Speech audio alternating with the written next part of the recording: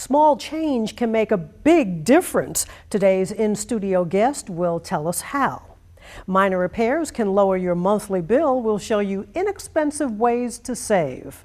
The City Council recently approved the next phase of smart meter installations. Find out how the project is progressing and what to expect. We'll talk about those stories and more on this edition of Memphis Energized.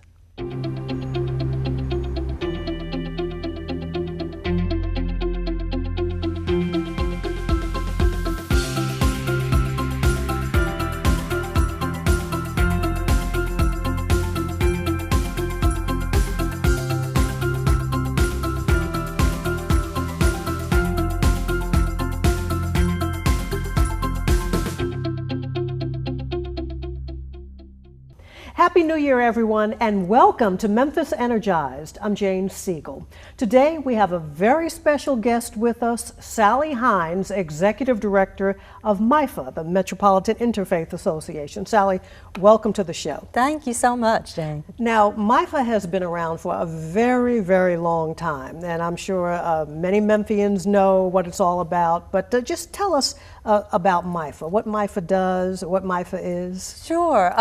MIFA was founded in 1968. It was founded in the aftermath of the assassination of Dr. Martin Luther King Jr.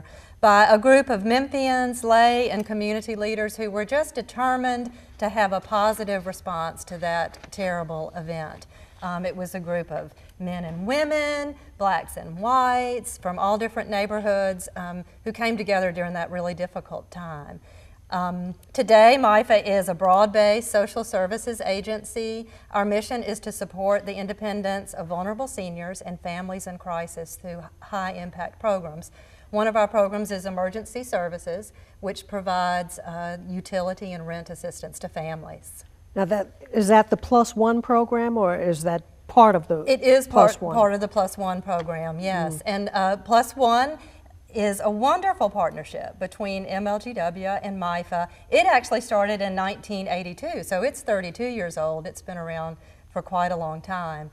And it's a program where customers can add $1 or more to their bill each month, to their utility bill, and MLGW collects the money, and each month they send a check to MIFA, and we are able to offer assistance to the families. Now, I know when I moved to Memphis way back in 1983, and with MLGW, I had my utilities, with MLGW, and I saw that, and I thought, this is wonderful. And even back then, I started, I said, okay, yeah, let me donate $1. So it helps so many people. And how does MIFA administer the Plus One funds? We have caseworkers in our emergency services program, so families actually come to our headquarters at 910 Vance, and if a family is eligible, the MIFA actually sends the check right to MLGW, and MLGW is able then to apply it right to the client's bill. The average assistance is about $200 a month. Yeah. And who is eligible? Families who live in Shelby County are eligible, and it is a family can receive assistance once every 2 years. It's a stopgap assistance. This isn't meant to be ongoing, but really to help a family who has had an unexpected crisis, like a medical expense or a job layoff, and they can come to MIFA with documentation of that crisis, and we'll help them with the utility assistance. Now, is the only way that viewers who can donate is through their MLGW bill, or is there another way? Can they just go down to MIFA and say, look, I want to donate to the Plus One program? They can. You can do a one-time donation like that and send it to MIFA and specify for Plus One. You can go onto a website, the MIFA website, which is www.mifa.org, or the MLGW website, www.mlgw.com, and donate that way. How many employees does MIFA have? MIFA has around 60 full-time employees, but we also have some part-time employees, so around 100. Yeah, and we're always seeing the, MIFA, the employees donating, gathering up donated goods and then taking them out, especially during the holiday season, which, this is pretty much the holiday season now.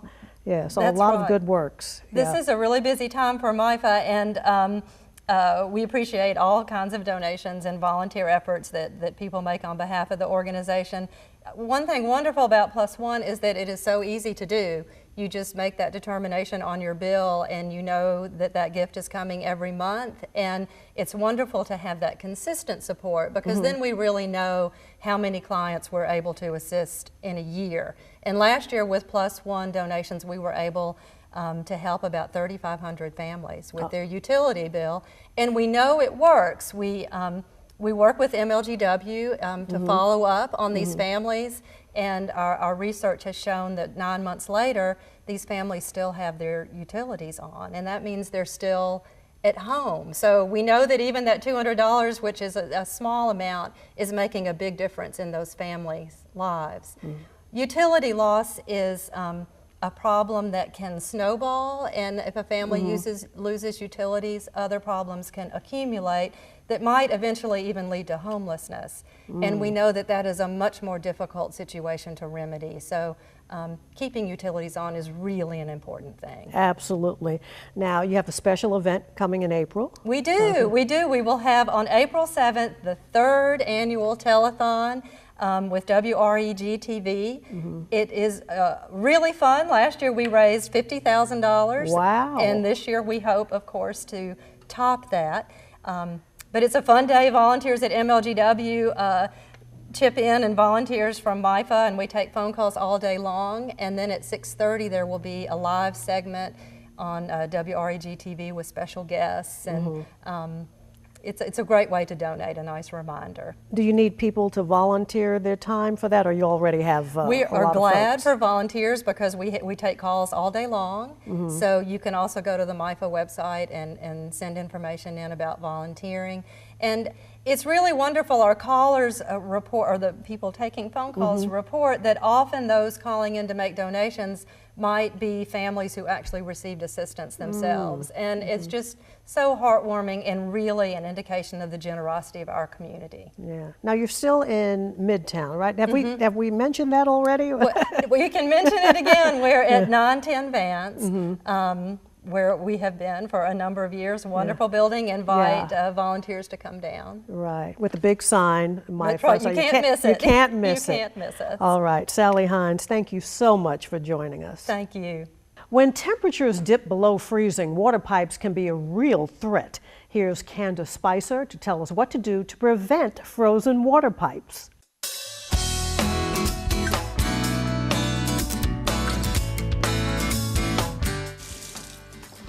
A water supply system is one of the most important lifelines to your home.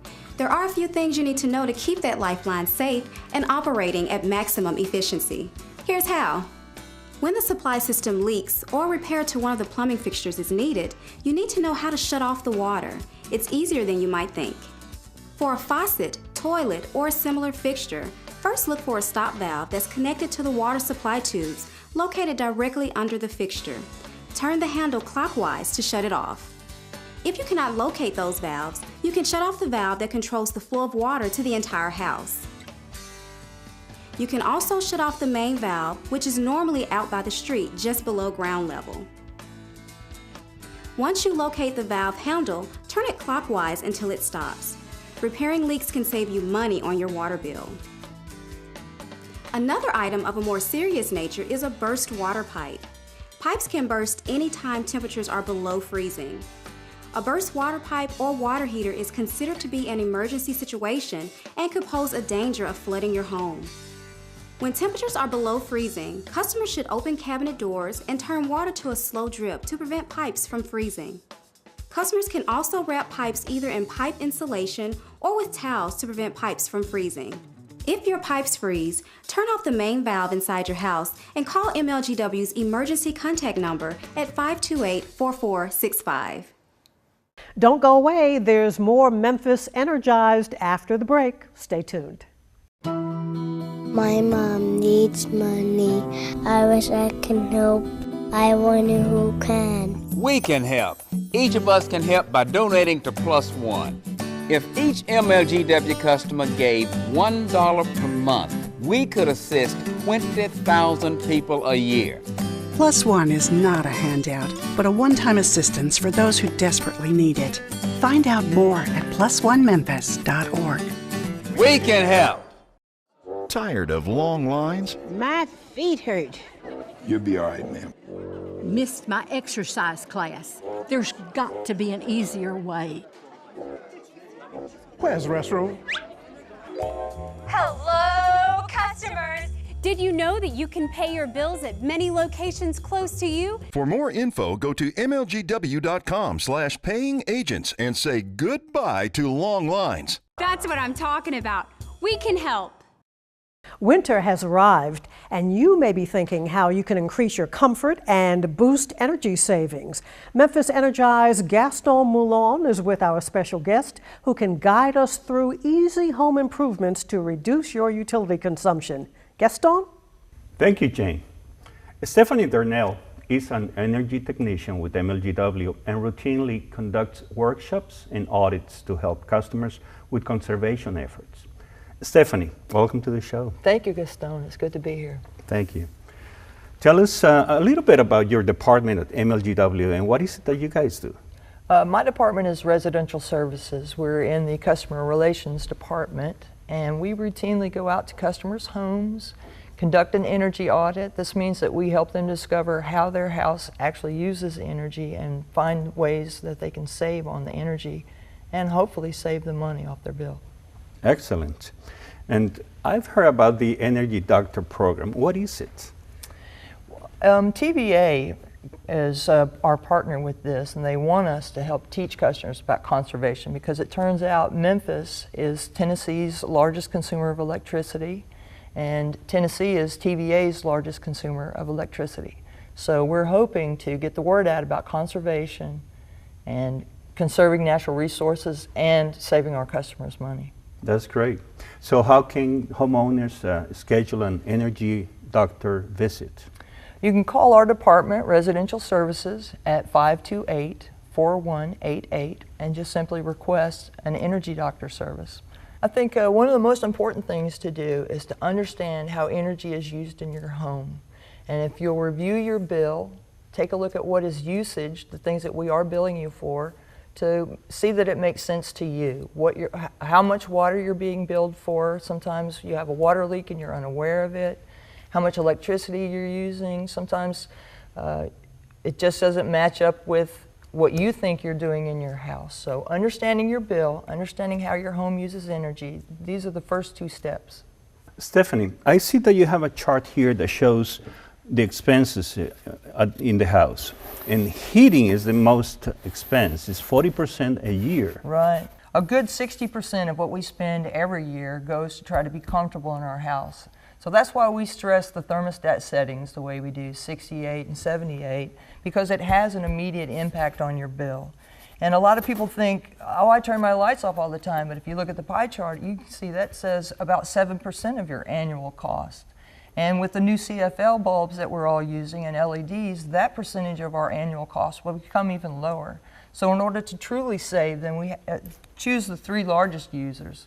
And that's your hot water tank, your air conditioning, and the heating. We get a handle on those, and you can really impact your bill. Excellent. I understand that weatherization is very important about saving energy. Tell us a little bit about that, please. All right, yes. And it's a big question for us now because we're trying to find ways to retrofit our existing homes without having to spend lots and lots of money replacing windows. There's a big push now for double pane windows, triple pane, or gas filled, and those are excellent thermal barriers. They do save energy for you, but if you're in an older home, and hopefully it doesn't look as bad as this window, but if you're in an older home, there are things that you can do for the house you're in now. This is called glazing around the window. You see these are missing window panes. And this is a cavity. Most people don't think about the cavity on the side of their window. So you have a lot of air infiltration here. You'll have air infiltration where this is missing around your window. So you use a simple product, caulking, or this filler for sealing the gaps. Another thing might be more appropriate for a window. In this condition, you can get plastic to cover the window. This kit comes with double-sided sticky tape. You want to go all the way flat on the surface with the tape, because again, the goal is to have no air gap. So you line the entire window with your tape, fold out your plastic, place it against the tape, cut it to size, and you can hit it with a hair dryer or a heat gun, but I have a hair dryer, not a heat gun at home. And it will tighten it up, take all the wrinkles out of it, and if you're careful with it, you can't even tell that it's on there. And again, it's about stopping the air that runs across our skin, makes us feel drafty, which makes us reach for the thermostat, which makes our bill go up. So all of these are small tools to help in that regard. Also, a lot of money is spent for using water. If you don't have a low-flow water aerator at your kitchen or bathroom sinks, you can actually save some money. I know we stand there brushing our teeth, watching the water run, especially if we have kids, they forget to turn it off, or they just like to play in the water. You can use a lot less water with a low-flow water aerator. Now, if customers want to learn more, what resources are available? Well, they're welcome to call the Residential Services Department at 528-4188, and for free we will come to your home and give you an energy audit, help you learn how you're using energy. You can also consult the website for TVA. They have a 2escore.com, I believe is what it's called. Also, Memphis Light Gas and Water YouTube videos on energy consumption and how to save and energy tips. And YouTube in general has been invaluable to me. There's lots of how-tos and very specific, they'll make mistakes on there so that you can then go back and not make it at your own home. Sounds great. Excellent. Thank you very much again. And now back to Jane. Thank you, Gaston. In addition to those minor improvements, you can also follow these tips to make the most of your energy budget. Set your thermostat to 68 degrees. Each degree above 68 adds as much as 4% to your utility bill. At bedtime, consider lowering the thermostat and adding extra blankets to the bed. Make sure delivery and return vents are open in the rooms you use, and close vents and doors to unused rooms. Keep curtains and blinds closed at night and on cloudy days. Open curtains on sunny days to let the warmth in. Dress warmly in layers to retain body heat. Joining me now is Eliza King, and Eliza is the manager of customer metering for MLGW. Among her many responsibilities is the implementation of smart meters. Eliza, welcome to the show. Thank you. First, tell us what exactly is a smart meter. Well, I would love to tell you what a smart meter is, but first I want to tell you what a meter is. A meter is a device that measures consumption. It only has one-way communication, and that means that we would have to send a meter reader around to read each meter. But a smart meter does the same thing. It measures consumption, but it gives us the ability to have two-way communication. That means the division can talk to the meter, and the meter can, in turn, talk back to us. It can tell us information that we would not normally have if we just were using the analog or the regular meters. Now, I know a lot of customers who don't have smart meters yet probably want to know what the benefits are. Now, you just named a few, but can you give us some more benefits of having a smart meter as opposed to an analog meter? Absolutely. Smart meters give our customers so many more options. It helps them to be more energy efficient if that is what they would like to do. It gives them options of prepay. We don't have the ability to prepay. You know, telephone companies thought of that a long time. They said, we don't need contracts, we don't need all of those other things. We just want you to prepay, and you can use it and then pay some more. So with smart meters, we will give our customers the ability to have prepay. It also helps us with safety. It tells us when the voltage is too high or the voltage is too low. In terms of our water meters, it lets us know when customers have water leaks. It tells us when people are tampering with the meters. Mm-hmm. So smart meters, the benefits just go on, and we really feel like it would help our customers. It would benefit our customers greatly. And a lot of utilities have turned to installing smart meters. Absolutely. Millions are installed currently across the country. Now, for those customers who may not want a smart meter, is there a process for opting out? Absolutely. Again, I say smart meters give you options. So one of the options is if you don't want a smart meter, you don't have to get a smart meter. But what a lot of customers feel like is they have to opt out now. But what the opt-out process is that when we send you a letter letting you know that we're going to be installing a meter in your area or in your neighborhood, we will send you that letter with an option to opt out if you choose to opt out of having a smart meter. Okay. Now, this is the first phase towards full deployment this year. How many smart meters have been installed already in the Memphis area? About 55,000. Now, that's a lot, but you have how many customers? We have about 1.1 million meters in the area because we're a 3-service utility, so we have about 420,000 customers, and 3 services, we have about 1.2 million meters. Now, would you say that this phase of the project has been a success? Oh, it has been a great success. For those customers that we install in the first phase, we no longer have to go and read their meters.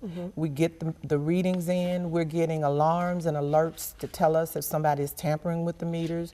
We're getting alarms and alerts telling us when customers may have potential water leaks so we can then notify the customers. It has been one of the best successes that I have been a part of. Wonderful.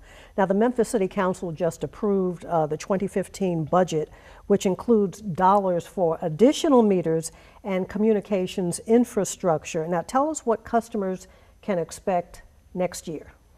Well, we are completing all of the programming for those customers that we installed this year. So next year we will be rolling out, like I said, the prepaid program.